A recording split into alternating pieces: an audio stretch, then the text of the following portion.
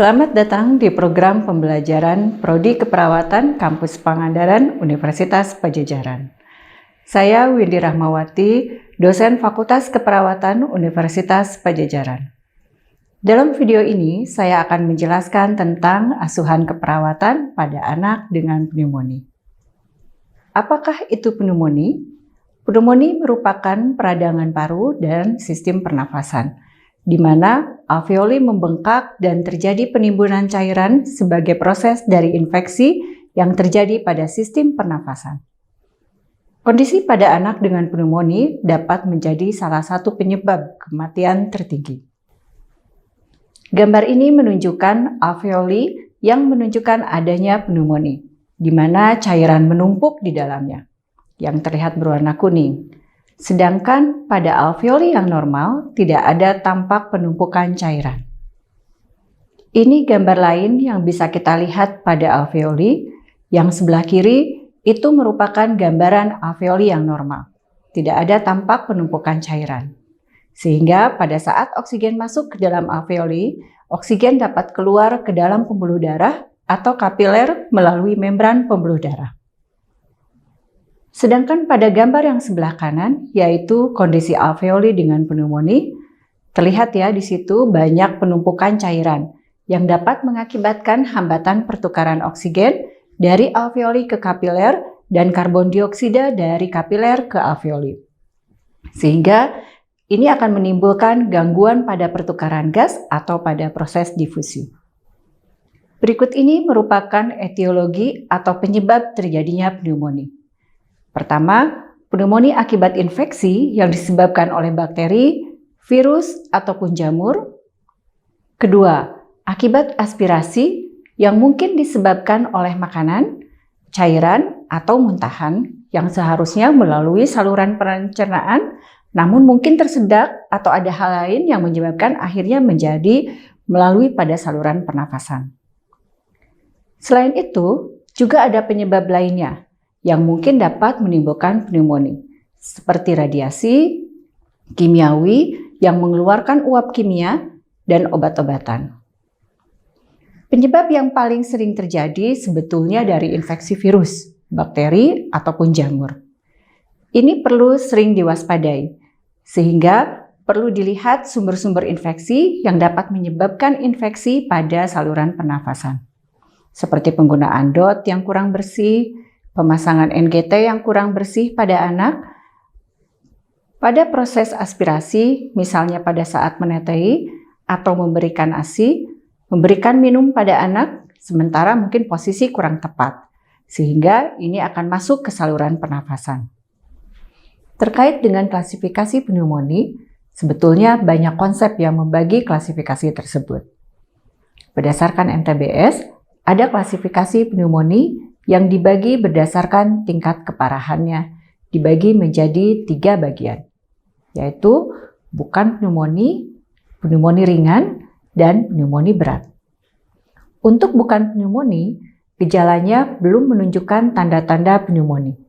Pneumonia ringan sudah tampak ada nafas cepat, sedangkan pada pneumonia berat, tampak adanya tanda-tanda bahaya seperti tarikan dinding dada atau stridor. Dan secara umum, pneumonia itu ada yang disebut pneumonia ringan dan pneumonia berat. Pada pneumonia ringan, di mana gejala yang sering muncul yaitu nafas cepat. Untuk anak usia 2-11 bulan, frekuensi nafas lebih dari sama dengan 50 kali per menit. Dan untuk anak usia 1-5 tahun, frekuensi nafasnya bisa lebih dari sama dengan 40 kali per menit.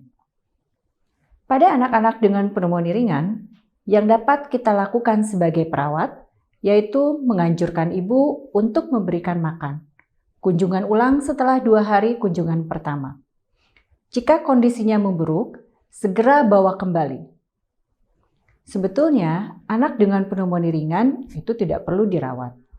Namun, tetap harus ada kunjungan-kunjungan berikutnya untuk mengontrol perkembangan penyakitnya.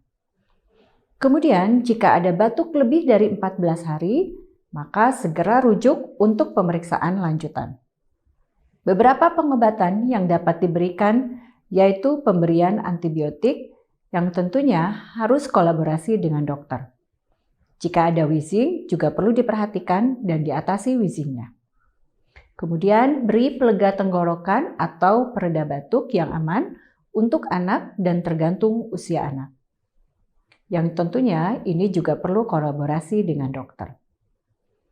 Tindak lanjut yang dilakukan yaitu anjurkan ibu untuk memberi makan. Kunjungan ulang setelah 2 hari.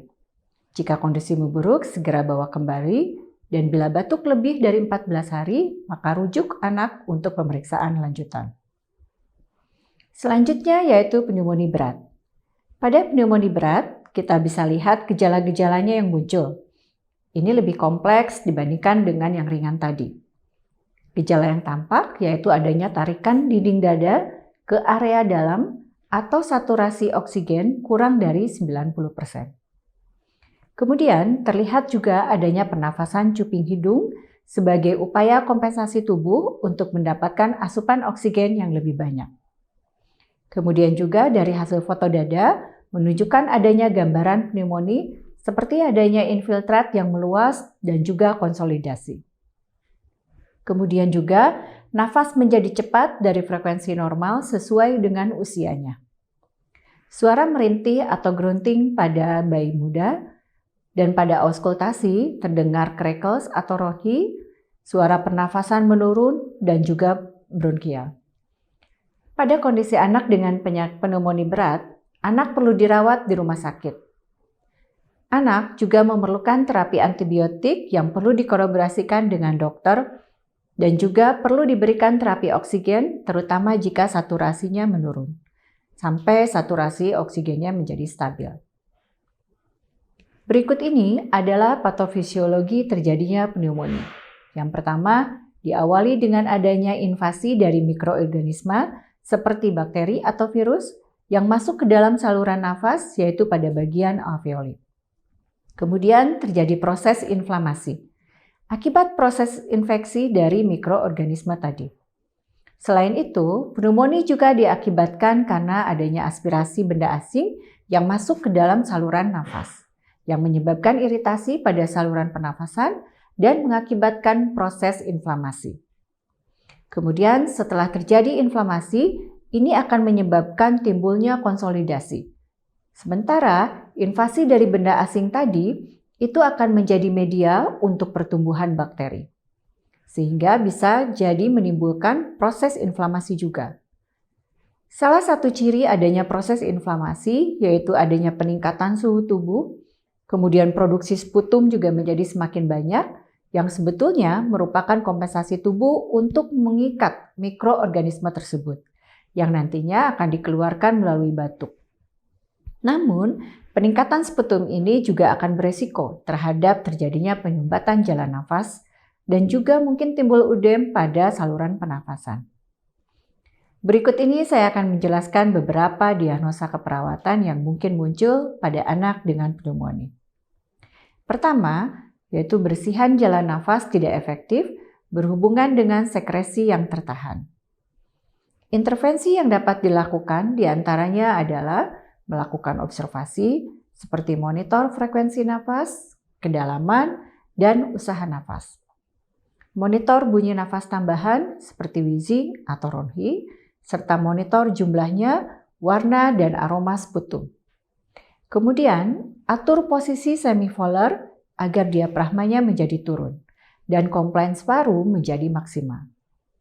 Pemberian minum hangat juga dapat membantu proses pengenceran dahak. Kemudian, lakukan fisioterapi dada jika ini diperlukan, latihan batuk efektif, dan lakukan penghisapan lendir. Beri oksigen jika perlu, dan kolaborasi pemberian ekspektoran atau mukolitik jika diperlukan. Diagnosa kedua yaitu pola nafas tidak efektif berhubungan dengan proses inflamasi.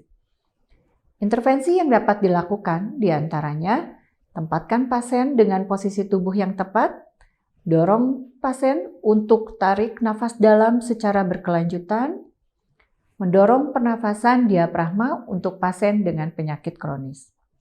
Berikan juga oksigen jika memang diperlukan, dan lakukan fisioterapi dada jika diperlukan juga, Dan ajarkan batuk efektif dan kolaborasi pemberian bronchodilator atau mukolytik. Ketiga, diagnosa gangguan pertukaran gas berhubungan dengan ketidakseimbangan ventilasi atau perfusi. Intervensi yang dapat dilakukan diantaranya yaitu pemantauan respirasi, manajemen asam basa, pengaturan posisi, manajemen energi, penggunaan teknik relaksasi dan aktivitas pengalihan, serta terapi oksigen jika diperlukan, insersi nafas buatan jika perlu, dan juga manajemen ventilasi mekanik dan kolaborasi pemberian obat. Keempat, yaitu resiko defisit nutrisi berhubungan dengan anoreksi dan peningkatan kebutuhan metabolisme. Intervensi yang dapat dilakukan diantaranya yaitu manajemen nutrisi, monitor asupan makanan, pemberian makanan yang adekuat, kemudian edukasi dietnya, dan pemberian makanan enteral atau parenteral jika memang diperlukan.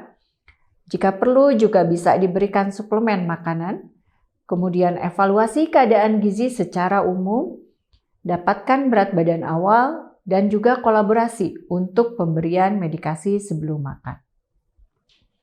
Kelima, yaitu diagnosa hipertermi berhubungan dengan proses penyakit dan peningkatan laju metabolisme. Intervensi yang dapat dilakukan diantaranya manajemen hipertermi, monitor suhu tubuh, dan sediakan lingkungan yang dingin, longgarkan atau lepaskan pakaian, kemudian lakukan pendinginan eksternal seperti kompres dan atau berikan cairan oral, dan kolaborasi pemberian cairan dan elektrolit secara intravena, jika ini memang diperlukan. Diagnosa keenam yaitu intoleransi aktivitas berhubungan dengan ketidakseimbangan antara suplai dan kebutuhan oksigen. Intervensi yang dapat dilakukan diantaranya yaitu dengan melakukan manajemen energi, monitor kelelahan fisik dan emosional, kemudian lakukan latihan untuk rentang gerakan pasif dan aktif, anjurkan tirah baring, dan aktivitas secara bertahap. Dukungan ambulasi serta kolaborasi dengan ahli gizi tentang cara meningkatkan asupan makanan juga jika diperlukan. Dan juga jika perlu bisa dilakukan pemberian oksigen. Demikian paparan atau penjelasan tentang asuhan keperawatan pada anak dengan pneumonia. Sampai bertemu lagi di program pembelajaran pada program studi keperawatan Kampus Pangandaran Universitas Padjadjaran dengan pembahasan materi yang lain. Terima kasih.